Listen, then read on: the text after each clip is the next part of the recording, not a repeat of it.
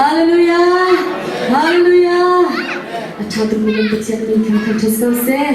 jangan tiang berbanding alam akan shoy.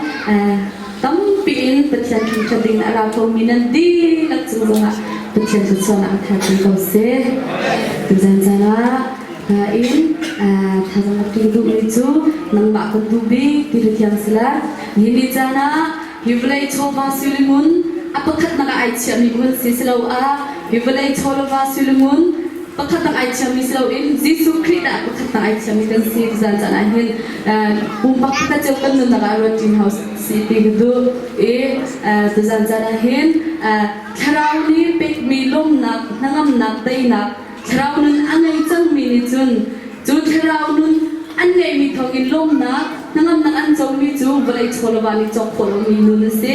jara he zai bantuk nun anai mi kan se zai bantuk thil da pakhataka kani chai Jisu Christ no achit mi kan se swalmo Jisu Christ pakhatana ai chai mi kan sim chemo tikha